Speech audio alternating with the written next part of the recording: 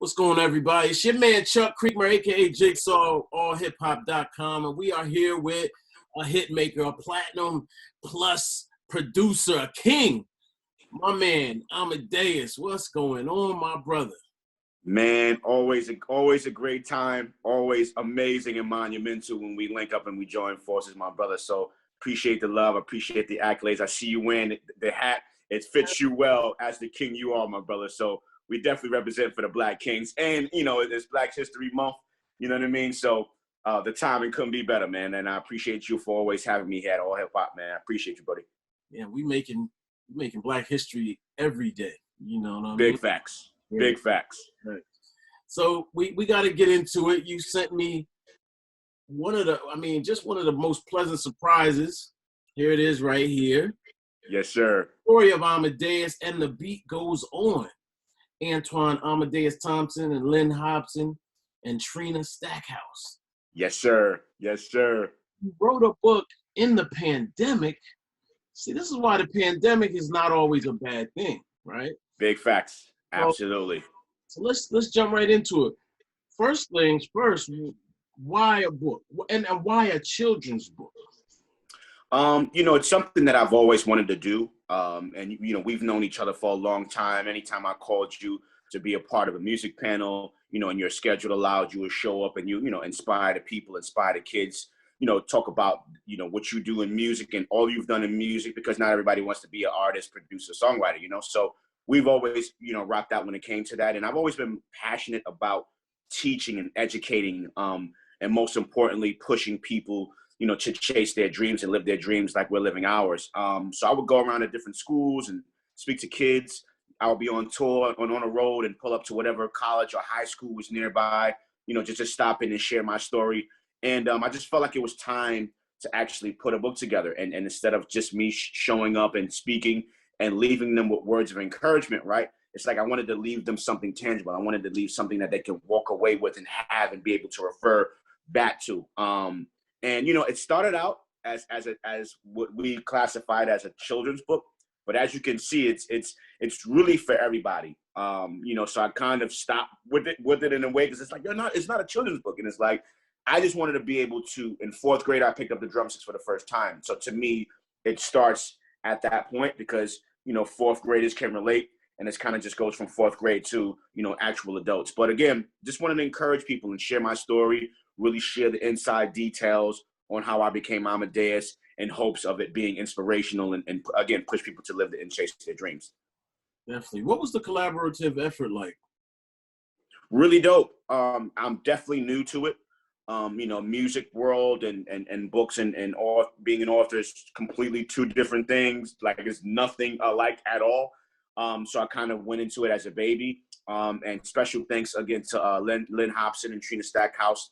They've written books. They've released books for themselves. They released books that they've written for other people. And Lynn is actually my publicist already. So we already, you know, work hand in hand and together. And when I shared that bucket list with her, and she's like, yo, we got to make this happen. We got to get this done. And like you said, during the pandemic, it was the best time to do it, because there were no distractions. I wasn't on tour. I wasn't on the road with Trey. I wasn't, you know, flying back and forth to Las Vegas for Dre's. I wasn't in the studio. So it's like, you're home, you might as well make it work. And the challenging part of it, and I'm sure you can relate to it, is, you know, during the pandemic, it was very difficult for everybody, you know, mentally, spiritually, physically, financially, like, and it was a real dark time for the world. So it was a challenge every day, you know, getting on the phone with Lynn and getting on the phone with Trina and just kind of working through the story and talking to them for hours a day and just building it out, because deep down inside, there was a lot of hurt. There was a lot of pain. I wasn't able to do what I'd been doing for the last 20 plus years, which is what I love to do. So to have to come to a halt and like, stop doing what you love to do, stop traveling, stop touring, like, huh? You know, lost a few people due to COVID, including my, you know, late and great bishop and pastor, Pastor Michelle White, who, you know, as you can see, as you went through the book, really played a real key part in who I am as a musician and as a man and as a king and as a person. So imagine trying to navigate through all of those dark times and those dark moments. And I could just hear her saying to me, got to keep going, son. You know, you got to keep going, son. And just her teaching God to me and having a relationship with God and knowing that it's through the struggle and through the pain that something amazing can be birthed, you know, and that's the book, The Story of Amadeus, and the beat goes on. Yeah. Let's talk about the story and how you your story is an interesting one, particularly coming out of the Bronx, where a lot of people have these ideas of what that life is, and your story is a bit different. Mm-hmm. Yeah, very, very different.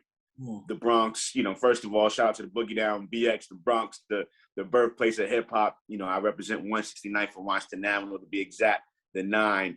And you know, it was just really different for me. And when you think of the music, the records that I produce, you know, producing for like a Dipset or like, you know, G Unit, and making some of the hardest records out, Fab and Busta Rhymes and Papoose, you'll never know that this was my actual story of me actually being like a real church boy, like, and going to Catholic school all my life from first grade to 12th grade, you know, St. Augustine School of the Arts, where it started, to Christ the King on Grand Concourse in the Bronx, to Cardinal Hayes High School in the Bronx on Grand Concourse. So you'll never know that that was what my story was and who I am if I didn't share it. So I felt like I needed to share it and get it out there to the world. Just go, you know, you know, what's that saying of like, you know, I don't look like what I've been through. I don't look like where I come from. My sound doesn't look like what I've come from. And again, that's one of the other reasons why I feel like I had to give the world the book. Cause yeah, I cleaned up on Saturdays with my moms and dads. I went to church, you know, 5 or 6 times out of the week. Like I couldn't go to no parties, couldn't go to no clubs. I got time to go to the corner store. Like I had to dress up for 12 years of my life in school. I didn't have no J's. I didn't have no fly. It was just slack shirts, you know what I'm saying, ties. Like people would never know that. So I just wanted to kind of give them the real raw, uncut details of like how I became this guy musically, you know what I mean?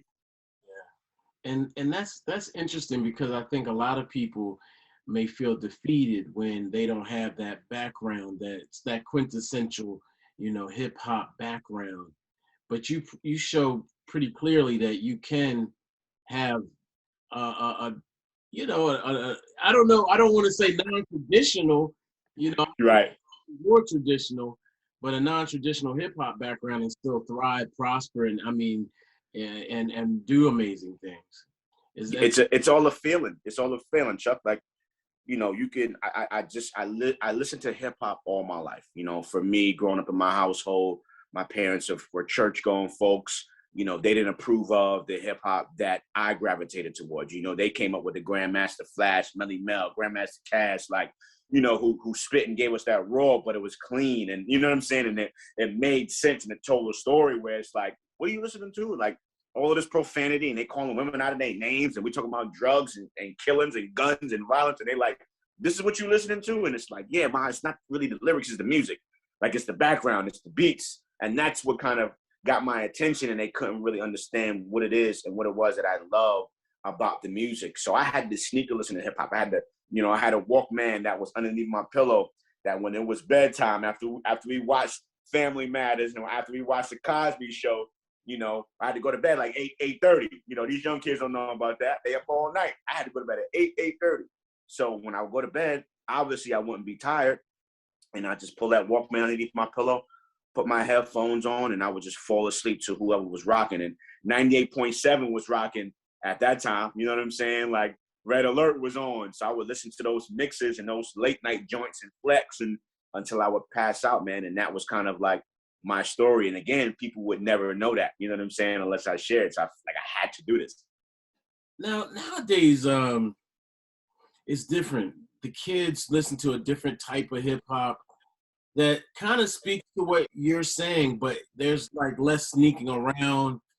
It's more in your face, and we're even more to ourselves with the music. Um, Right. what's the underlying, you know, if there is one, you know, to be told about the state of the music now as it relates to the younger person coming? Right. I think what my parents didn't realize, right? And I kind of realized it back then, and I can realize it even more as an adult. These artists were sharing their stories. They were sharing their experiences and what they saw most of them through their own eyes or what they've experienced, right? So that's always judged, you know, by the person that didn't necessarily live that type of life or lifestyle or didn't experience those things. You know, you can sit back and look at a person, it's like, oh man, like, wow. It's like, nah, but this, I can only talk about what I know. I can only talk about what I've experienced. And that's something that, you know, those artists did. So fast forward till today, you know, as a parent, as an adult, like, it's like, now I get it. You know, these young kids, or, you know, everything is about social media. Everything is about materialistic things. And you know, back in the day when we was coming up, it was very materialistic too. You know, the Benzes and the Range Rovers, you know, Hov said, you know, I got the 4.6, you know what I'm saying? Like, so it was always there, but I feel like now that social media exists and the internet exists now, it's even more in our faces, right? So it's to a point where a lot of people were brainwashed back then, but now people are really brainwashed now because it's all they have. Now it's, you know, for you to have a cell phone back in the day, Chuck, was like, well, that's like a blessing. That was like a super gift. Like, you was either on, your parents was like getting a lot of money, you was working at McDonald's, you was hustling, like, but this kids that's 5 years old, they got an iPhone 13 Max. You know what I mean? So it's just different times that we're living in, you know, like look at your phone. What are you doing? I was like, wow. Okay. Now yeah, it's different.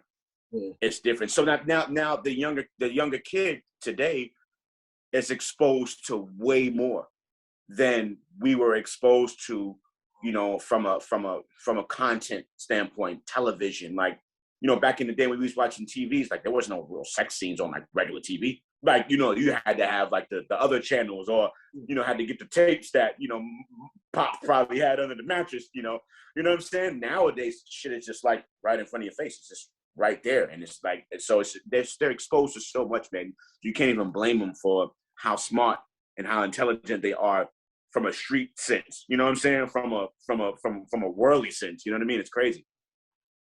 I know you've been on almost like a world tour. What's the reception been like for the book? It's you know, and I just released it in December. You know, the pandemic is still kind of out here really strong. So I've been really careful of how I've been doing things. But I'm just kind of starting to move around a little bit. I was supposed to visit a school today, but we end up changing the date. So I'll visit them on Wednesday. So I'm going to go in, have, you know, sit down with the students. Shout out to Principal Johnson, Dr. Johnson at Longwood Prep Academy, who purchased 25 books. You know, so I'm gonna go sit down, have a nice intimate conversation with them. Visited In Tech Academy in the Bronx as well. Shout out to Constance. You know, they purchased 40 books. So and I've been really targeting schools.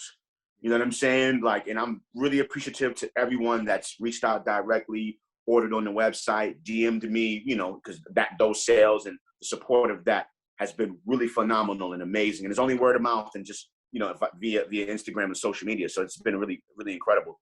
But I really wanted to target schools and get at the principals and create a relationship there, because the principals are the big dogs. Those are the ones that make the decision, that can write the check like, hey, I need 100 books, I need 50 books, I need 300 books. They make those decisions. And I've been blessed to really meet a lot of amazing principals. We were actually on the OSG call together. Shout out to my brother, Dennis McKenzie and OSG, just a whole like conglomerate of great like-minded principals. And it's been going great. Principal McKenzie, who I just spoke to, is in Las Vegas, just ordered 210 books, you know, for her 4th and 5th grade class. You know what I'm saying? And so God has been really amazing. And now I'm starting to move around. So we scheduled it this weekend. I'm gonna be out there, Dre's nightclub, for the weekend. So like, you coming to Vegas? Boom. So she planned a whole event, book signing, Q&A thing around me being out there. So it's just kind of starting, but it's kind of coming together really, really nice. And I'm really excited just to be able to, you know, connect with the kids. That's what's up, man. I'm gonna have to retweak my book a little bit. Yo, yeah, bro. Yeah. Yes, sir. Like, you know how you have seasons where, you know, you might have released something a year ago, 2 years ago, 4 years ago, 10 years ago. And sometimes it's like, you think it's over for that product or for whatever that is you gave the world. And it's like, nah, there's a whole new energy that you can put around it and resurface that, you know, based off of, you know, notoriety or more people becoming familiar in you and your brand and all hip hop. You just never know, man. So always push that product, man, especially what you have in your organization, that if, you know, looking forward to collaborating with you, with your young kings. And yeah, bro, bring that book, get the dust off it, get that new print in, and move them joints, man. Move them joints. In fact, we'll talk offline, but I'll say this: I'm working with an organization called Raising Kings, an organization and a program based on raising young men into manhood and helping them navigate through that, and all that entails. As you know, that entails a lot. So yes, sir. we definitely have to have a conversation because this book seems to speak directly to that young black man, either Yes, sir. like someone that grew up in the church or someone that's in the streets. Talk just a little bit about, if you will, how this speaks to the creativity most of us have, and then like juxtapose that with the actual school systems, right? So I say that because I grew up a young black male, obviously creative, incredibly creative. I mean, right. I always tell people, if I paint in this way or that way, you're going to see a painting here, you're going to see a drawing there, it's going to be a scrap of paper on the floor, Spider-Man mask, everything.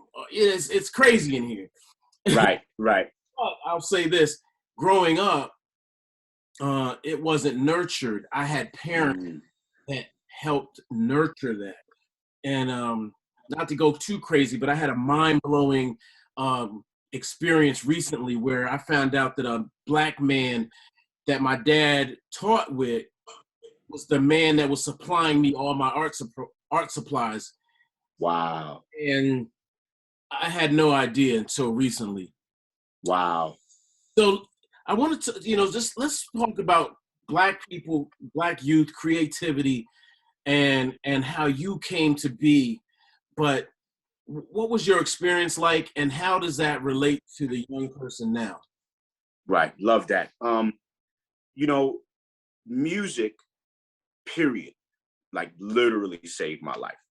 The love and the passion that I had for it, I didn't want to do nothing else. And it was very difficult, coming up in the Bronx and you're seeing all of the things you want to be like. You know what I mean? Which not necessarily isn't positive. Like you're seeing the dudes on the corner and you're seeing the whips and the extravagant things. And I'm gravitating towards that when my parents are saying, nah, you don't want that. And it's like, how do I not want the bits? Like, how do I not want the Jews that do the wear? How do I not want five women standing around my car? How do I, you know what I'm saying? And I never got it, so music saved me. So when you talk about the creative process and just honing in on it, I knew that it was the only thing that can save me. You know what I'm saying? And when you fast forward that to the kids today, they know it too. And it's unfortunate when you see young black kings being shot and murdered and killed by their colleagues or people that they know or the streets, because 9 times out of 10, they're trying to get away from that life. You know what I'm saying? But they're so wrapped up in it. And it's like, they're so wrapped up in that life. And then they're like, okay, but I do music too. But you're already in the life. You know what I'm saying? And now you're trying to run from that life and run the music, when it's like, if you had the support you needed, if you had the backing and the push you needed from day one, maybe you didn't have to turn or make those decisions that you've made.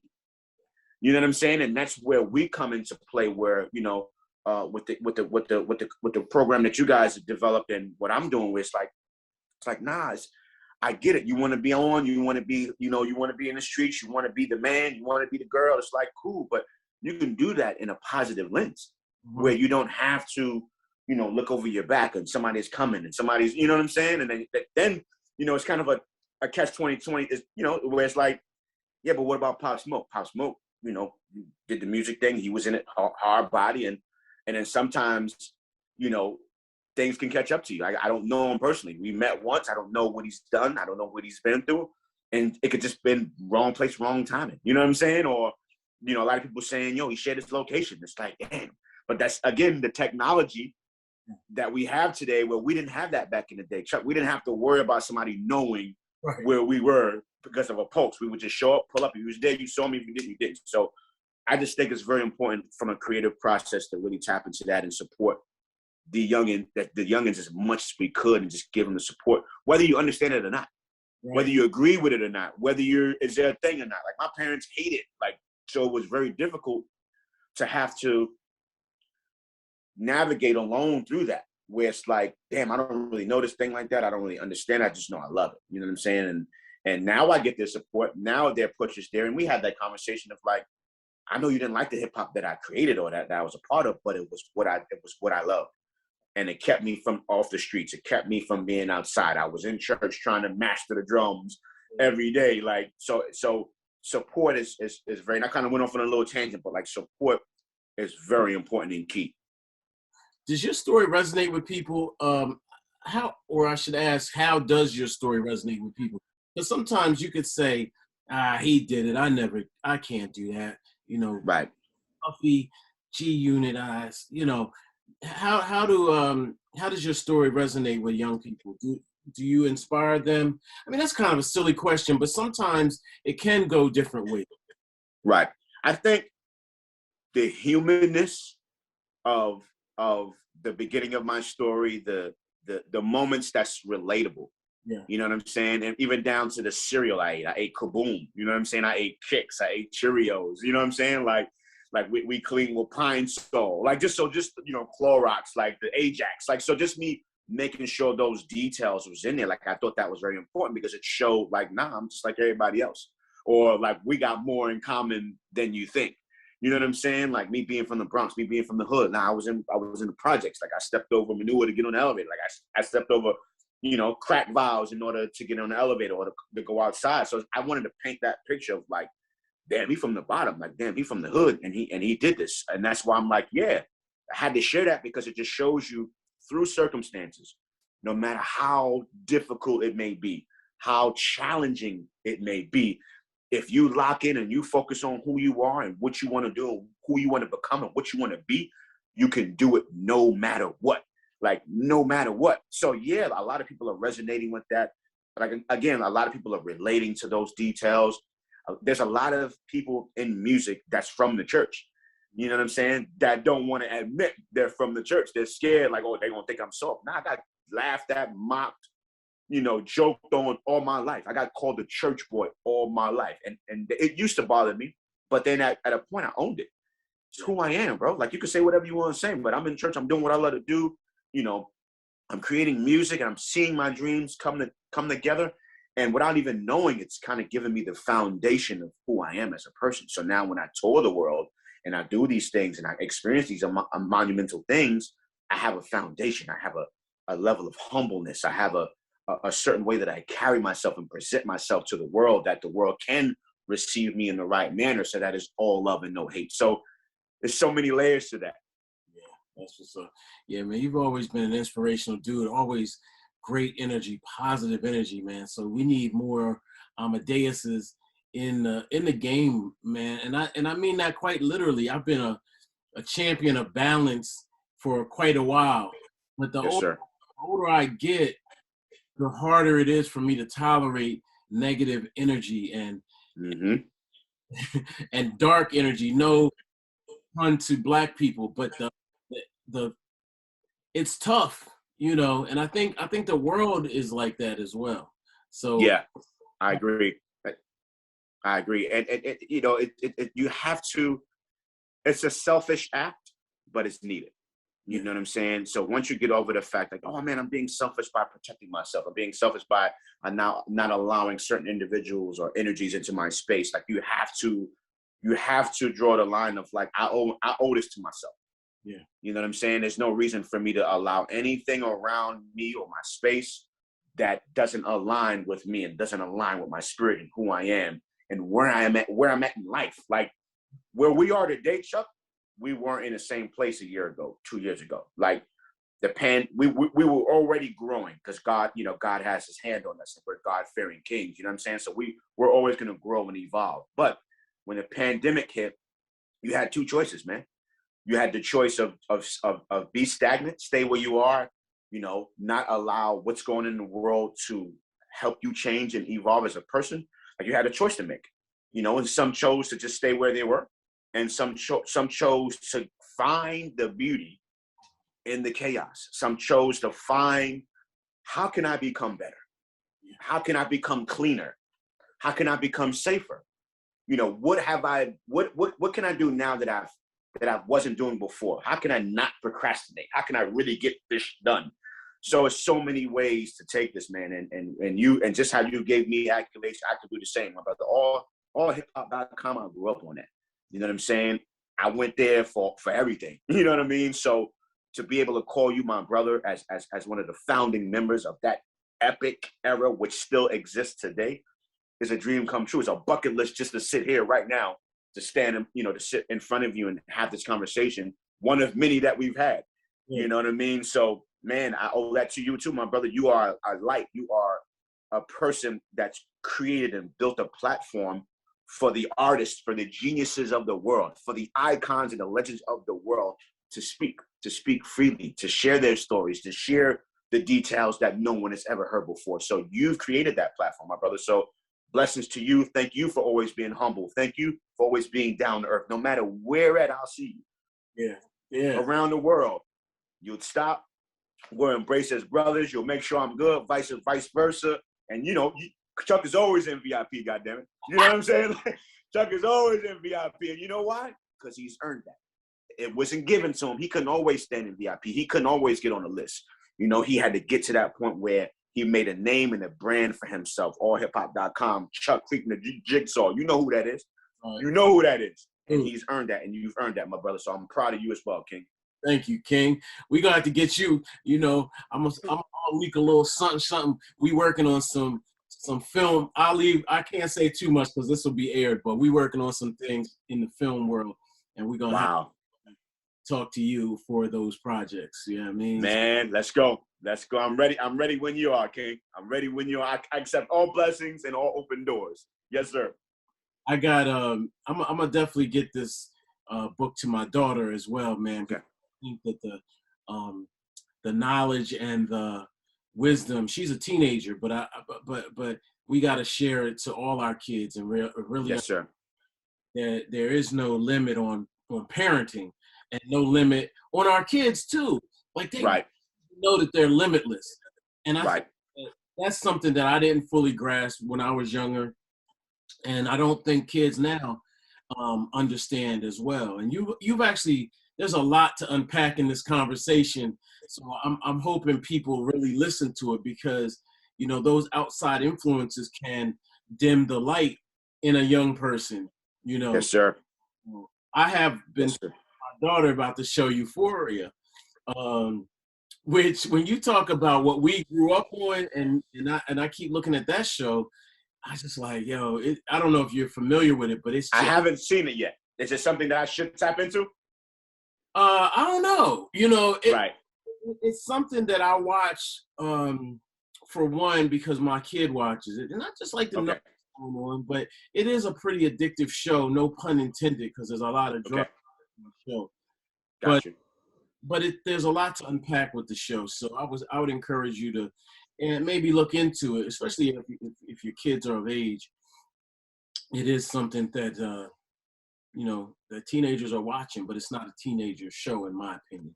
Or maybe maybe it is. And that's just like what we were talking about earlier, where it's like the content that exists, what's out now is not what we grew up on. We grew up on Family Matters, The Cosby Show, like Wonder Years, like, you know what I mean? And where Martin, like you throw a little stuff here and here and you have to pay attention to really get it, but now everything is just like, like it's right in your face. And our kids know more than we think. Our kids know more than we think they know, man. Yeah. You know what I'm saying? At some point, it ain't gonna be no teenagers. It's just gonna be kids and adults. Right. Teenagers are being erased. Right. In my opinion. That is truth. So let's chop it up music wise a little bit. We haven't talked it's been a minute. As far as an interview. What are you working on these days? You know what? I always keep it 100 with you. I'm always transparent. I can honestly say last year I took the year off musically. Just to get my mind right, just to kind of get an understanding of me. Mm-hmm. you know, with all the pandemic going on, and just, you know, you during the pandemic, you kind of had to deal with yourself whether you liked it or not. You know what I'm saying? And I've never, you know, just to be clear, I've always loved me. I never dealt with, you know, not loving myself or not believing in myself. I've never had any of those challenges, thank God. But when you're sitting there and you're not doing what you love to do, you know, your mind tends to kind of go different routes and take different journeys, man. So I just had to really work on me and get my mind right, and get everything and feel like myself again, if that makes sense. So today I'm grateful to be able to say I feel like the king that I am. I feel like myself again. So I'm kind of getting back into the swing of things musically. I love it. I'm passionate about it. Still performing. You know, we haven't did a lot of shows with Trey Songz in a while because of the pandemic. But I have been traveling back and forth to Vegas doing my residency at Dre's nightclub. So I'm grateful for that. King, if you're ever in Las Vegas, bro, like it's an experience that you must experience. That's a must. And I will roll out the red carpet for you, my brother. You already know. It's like you got to get there. But we're gonna definitely talk about that because yes, please. I'm past due for Vegas. I'll leave it. I've been, but it's been a minute. Come on, I got you. I will roll out the red carpet, man. Make sure you have, you know, a weekend like no other. And I know you've experienced a lot of great weekends, man, but it's just different. You know what I'm saying? It's just different. And I would love to host you, my brother. Okay. How's Trey Songz hanging in there? How's he doing? I haven't spoken to him directly in a minute. Like we'll do a quick little, you know, check in every now and then. Yo, you good? Yo, you good? But I haven't, you know, tapped in with him like that in quite some time. And you know, life happens. You know, nothing negative, nothing, you know, all positive, all love. But you know, life happens, man. You know, he's a father. I'm a father. We got personal things going on in business, and you're trying to, you know, work and get things going on. So you know, no love lost. You know, we just haven't had the opportunity, you know, to speak recently, you know, but, you know, with all that's going on, anything that could possibly be going on, one thing we've always done is kept each other in prayer, you know what I mean?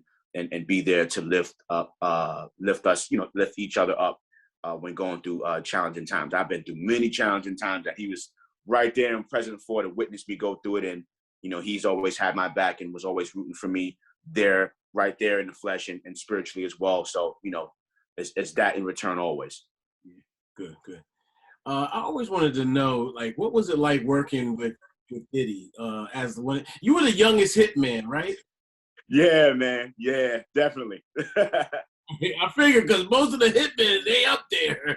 Yeah, those dudes, those my heroes. You know what I'm saying? Those are the dudes when I was a youngin' that I was like, yo, I want to be signed to Bad Boy. Like, I want to be a hitman too, like Buck Wild and Stevie J and Marion Winans and D-Dot. You know what I'm saying? Like, those are the original, you know, the photo shoots. You know what I'm saying? Like hitman. You know, I came on when Day 26 and Danny D. Kane and making the band. Like, that's when, you know, I became, you know, a hitman. So I was definitely a part of the younger generation, you know, part of that whole Bad Boy movement, man. Definitely.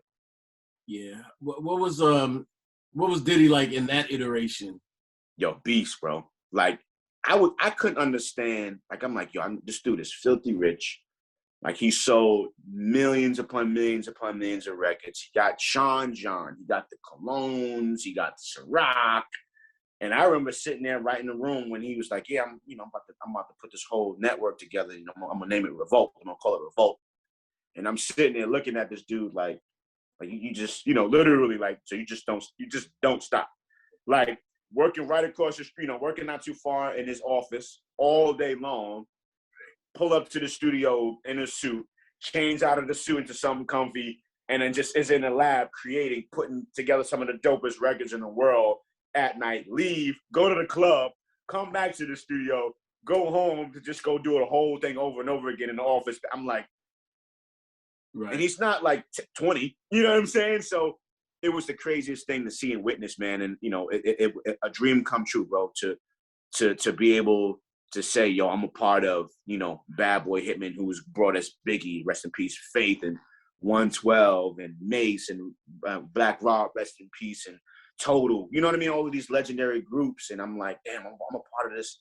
I'm a part of this team. You know what I'm saying? I look at it like, you know, Phil Jackson with MJ and Scottie Pippen. It's like, you know, Puff the coach, and he got big, and he got, you know, all these amazing team members, and it's like, damn, y'all want to draft me? to the Bulls? Right. Absolutely. Like, because what people don't know, Chuck, is, and I'm not even sure if you realize this, where when I became a hitman, I was already established as a producer. Mm-hmm. Like, I had already produced for over 50 artists on my own already. You know what I'm saying? So I kind of came to them with a nice little resume, and they're like, so why would you do it? Like, you didn't need him. Like, I was like, no, but it's just about getting drafted to the Bulls, bro. Like, growing up, I watched them coach MJ, who was Biggie. You know what I'm saying? Like, I watched them coach, Pippen, who was Mace. Like, so for him to say, nah, I want you on this team, and I want to draft you, like, I know it's a late draft. You know what I'm saying? Round 120, I don't know, but yeah, I got to live this dream, man. And one of the best decisions ever. He put me on making the band show, making his band show. I scored a lot of his shows, Star Maker, and all of the different work for Diddy, all of the different shows he had, man. And just to be around and just soak up all of that knowledge and wisdom and genius that you would never know existed unless you knew it existed, but you just didn't know what it looked like. Yeah. To be able to experience when it's nothing, and then at the end of the night it turns out to be something. You're like, damn, I just watched that whole process. Crazy. Crazy. A great time too, by the way. We began to look behind the curtain a little bit more, because I remember making a band just in the studio. What was the studio called again? You talking about Daddy's house? Daddy's house, yeah. I think it was Daddy's house. He had two studios. New York? It was in New York, yeah. Yeah, that's probably definitely Daddy's house. And people back home being able to see us at events, and I'm on TV too, and like, yo, that was like a calling card to people back home. Like, I'm doing something, y'all. You see me. Word. We didn't see what was going on with Craig Mack and Biggie or Faith and all that. Like, we just saw the product when it came out. Right. It was a great era. It's under that 2000s zone. Mm-hmm. Not spoken of enough as to what the impact was back then, but it was serious. Big time. Like, everything Puff gave us turned to gold. Yeah. Like, when you think about it, you look at all of the documentaries and you think about Big, right? It's like, bruh, we know we've been in the game for a long time, Chuck, where the average A&R or the average music exec would have never gave Big a chance. Like, never. Like, come on. Like, let's be a buck. They would have never gave Big a chance. Mace, yeah, I can see it. A little fly, dancing in the shiny suit. Big, they would have never gave Big a chance. So for Puff to be able to see through that and to say, yo, deep down inside, cool, you're not the most flyest dude, you know what I mean? He ain't like, looking like that, but the bars and the talent, I can work through all everything. I can make you look fly. I can make you Frank White. You know what I'm saying? That's easy. That's a stylist. That's a haircut. That's swag. But you can't create talent. Like, it's either there or it ain't. So for him to take talent, raw talent, and just mold it into something amazing was just one of the things that just made him one of my idols. And it's like, bro, who is this dude? Like, how does he see this in people and is able to bring out the best in individuals no matter what and who they are? And that's one of the things that I admired so much about him. And he did that for everybody. You know what I mean? The producers, the writers, where it's like, you swore you was making some heat and you press play and he like, it's cool. And you're like, it's cool? Yeah, it's cool. Yeah, let me hear something else. And you're like, damn, I didn't work like crazy on this whole new pack for you, bro, for you to be like, it's cool. And you would think like, damn, he ain't listening. He don't like me. And it wasn't that. It was just like, nah, he wants the best for you. He loves you. You know what I'm saying? And anything that he has his name attached to, it has to be the best or nothing. Like, I seen him mix records where it's like, everything sounds literally perfect, Chuck. Yeah. And this dude would be like, stop it. Yeah, it's like the shaker that's in the back on verse 2 on the 8th bar. Yeah, that one was too loud. Let's turn that down. And I'm like, wow. But that's what it takes in order to give the world greatness, man. You have to be that person where you don't let nothing slide creatively. It's like you heard that and it's bothering you gotta fix it. No matter, even if the whole room loves it, if it bothers you, it's just your record. If it bothers you, you gotta fix it. You know what I'm saying? So I'm hearing the engineers like, come on, bro, like back up, like let me do because he's over there like, right. And that's what it takes. That's deep. That's deep. Now let me run down some of the people you worked with, just so folks get a little glimpse. You know what I'm saying? Chris Brown, Jennifer Lopez, Justin Bieber, Trey Songz, obviously, Mike Jones, 10 and G Unit, T.I., Lil Wayne, Jeezy. We got Foxy Brown in there, DMX, and oh wait, now that was for the movies. Yep, it's right here too. Yep, the Cradle to the Grave movie and soundtrack. My first placement ever. Mm-hmm. Shout out to the Queen of Il Nana, Foxy Brown. Rest in peace, DMX, who created that opportunity for us to be able to work on that movie and soundtrack musically. But again, man, Foxy Brown actually wrote the title song. The name of the song is called Cradle to the Grave. As you can see, first placement ever. Sold over 500,000 copies. And, this is our era, so physical copies. Like you had to go to the store, stand online and get your copy. No streams, no iTunes, no Apple Music, Tidal, none of that at the store. So definitely a monumental and pivotal moment for life for me, as that was my introduction to the world and to the music industry as a producer. And again, I always, give her flowers and her roses. Wouldn't have happened without Foxy Brown. So big shout out to Foxy Brown. Big shout out to her brothers, Antwan Marchand and Gavin Marchand as well. Definitely a monumental moment for me right there. We need Foxy in the game, bro. Can you like grab her? You know what I'm saying? I'm trying. Yo, come on. Chuck, I ain't gonna hold you. I'm definitely trying, bro. Like we've had a few conversations. I recently, sent her a copy of the book. And I'm like, what's up? Right. What we doing?